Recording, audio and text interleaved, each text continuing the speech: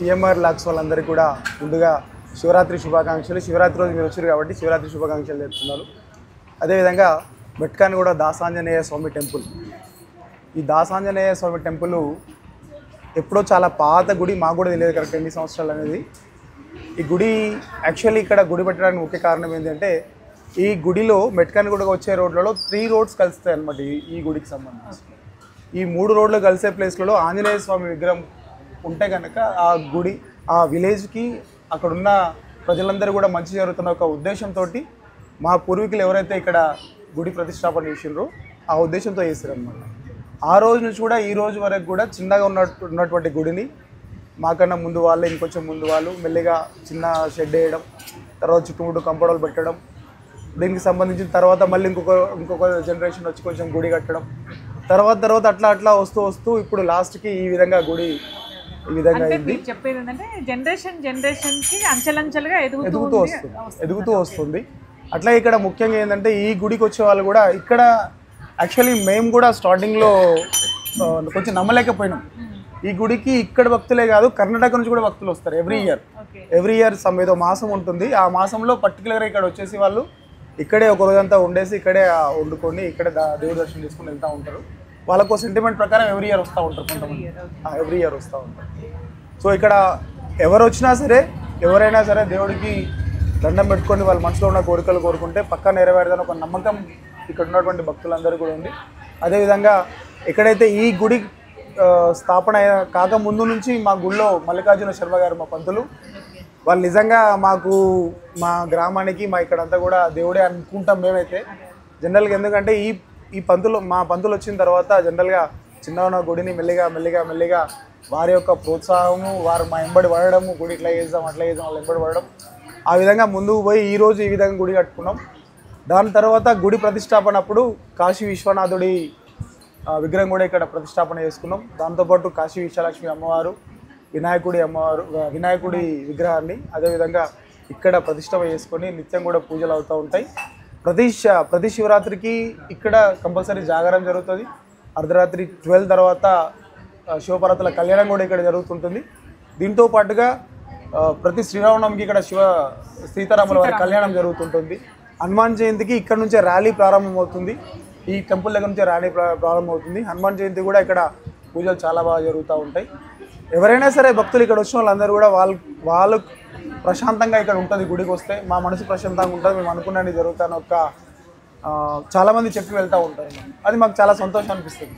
మా మెట్టుకాని కూడా ఆంజనేయ స్వామి టెంపుల్కి రండి, మీకు ఏదన్నా తీరని కోరిక ఉంటే ఒక్కసారి వచ్చి స్వామివారిని తెలుసుకొని మనస్ఫూర్తిగా దండం పెట్టుకొని వెళ్తే మీరు అనుకున్నవి నెరవేరుతాయి అని చెప్పేసి కుమారి గారు చెప్పడము, నేను సరే వస్తాను అని అన్నా అనుకోకుండా ఈరోజు ఏంటంటే చాలా ముఖ్యమైన పర్వదినంగా కొలుస్తాం. శివరాత్రి అంటే మన హిందువులకి చాలా పెద్ద పండగ, జాగారం చేస్తాము. అలాగే మన శివపార్వతుల కళ్యాణం ఇవన్నీ ఉంటాయి అని తను చెప్పడము, ప్లస్ మనకి ఇవన్నీ ఉంటాయి.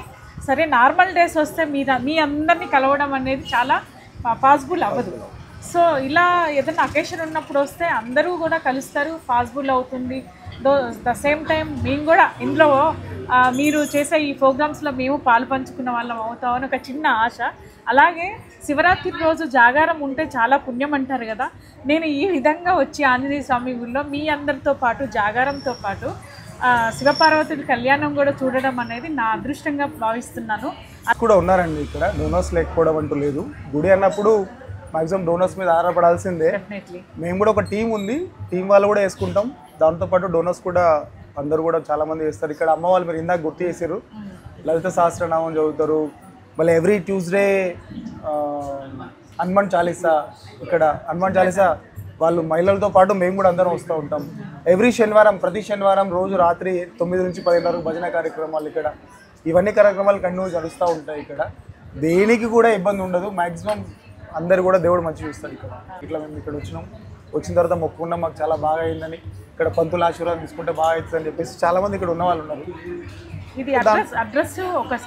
మెట్కాన్గూడ విలేజ్ అండి, మెట్కాన్గూడ విలేజ్ గాజుల రామారం, కుత్బుల్లాపూర్ మండల్, మన మేడ్చల్ మల్కాజ్గిరి డిస్టిక్. నా పేరు మల్లికార్జున శర్మ, మెట్కాన్గూడ గ్రామంలో ఉంటాను. నేను 2007లో ఇక్కడ మెట్కాన్గూడ రావడం జరిగింది. నేను వచ్చిన 5 నెలల వరకు కూడా నేను ఎవరన్నది ఎవరికి పరిచయం తెలియదు. మా మిస్సెస్ అందరినీ పరిచయం చేసుకుని అందరినీ కలుపుకొని తిరిగేది. ఇలా ఆమె బుచ్చిరెడ్డి గారిని, రాజిరెడ్డి గారు ఉన్నారు, వాళ్ళిద్దరిని తీసుకొని మా ఇంటికి వచ్చింది. మా ఇంటికి అప్పుడు 2 నెలలు ఇక్కడ పూజారి ఉండేది. ఆయన ఎక్స్పైర్ అయిన తర్వాత ఖాళీ ఉంది, 2 నెలలు బంద్ ఉండే గుడి. అయితే ఆమెనే వాళ్ళ ఇంటికి వచ్చి వాళ్ళకి చెప్పిందేమో, వాళ్ళు ఇంటికి వచ్చారు. ఇంటికి వచ్చి గుడి అలా బంద్ ఉండకూడదు, ఏదైనా పూజ జరిపేదని చెప్పిందేమో. వీళ్ళు వచ్చి పంతులు గారు మీరు పూజ చేస్తారా గుళ్ళు అంటే, నేను డ్యూటీ చేసుకుంటాను మామూలుగా, టైం అంటే సెట్ కాదు నాకు. మొక్కుకుంటే మాకు మొక్కులు తీరుతున్నాయని చెప్పి కొంతమంది నాతో చెప్పడం జరిగింది. నేను కూడా వాళ్ళతో షేర్ చేసుకోవడం నాకు కూడా జరిగింది అని చెప్పి. నాకేంటంటే ఏమైనా ఆరోగ్య రీత్యా కానీ ఏదైనా ఆర్థికంగా కానీ ఏదన్నా కూడా వీళ్ళందరూ కొంచెం సహకరించడం ఇంకొకటి మా అమ్మాయి కూడా 2 అమ్మాయిలు, ఆమెకు కొడుకు పుట్టాలని చెప్పి ఫస్ట్ మొక్కు నాకు అది తీరింది. అటువంటి కొన్ని ఒక 2-3 సంఘటనలు జరిగాయి, మంచి జరిగింది. అప్పటి నుంచి కూడా వాళ్ళు వీళ్ళంతా ఏంటంటే నన్ను ఒక ఇంటి మనిషిలాగా చూసుకోవడం.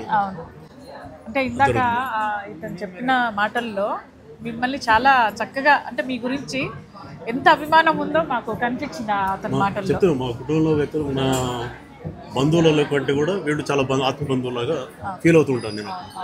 వాళ్ళు కూడా నన్ను వేరేగా చూసుకోవాలి. శనివారం మంగళవారం కూడా అందులో సింధూరము, అభిషేకము. ఎన్నింటికి స్టార్ట్ అవుతుంది? ఉదయం 6 స్టార్ట్ అవుతుంది. ఒక గంట నరసింహ జరుగుతుంది.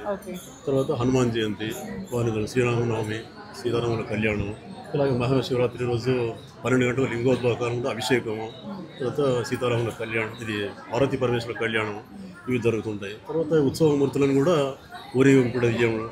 మంగళవారం నాడు వీళ్ళు హనుమాన్ చాలీస, సుందరకాండ పారాయణ చేయడం, శనివారం భజన కార్యక్రమం, ఇవన్నీ జరుగుతుంటాయి. కొంతమంది కూడా మొక్కు చెల్లించుకున్న వాళ్ళు కూడా మళ్ళీ ఇక్కడికి రావడం, చాలా మంచి జరిగిందని చెప్పడం, ఆ విశ్వాసం జనాలలో ఉంది.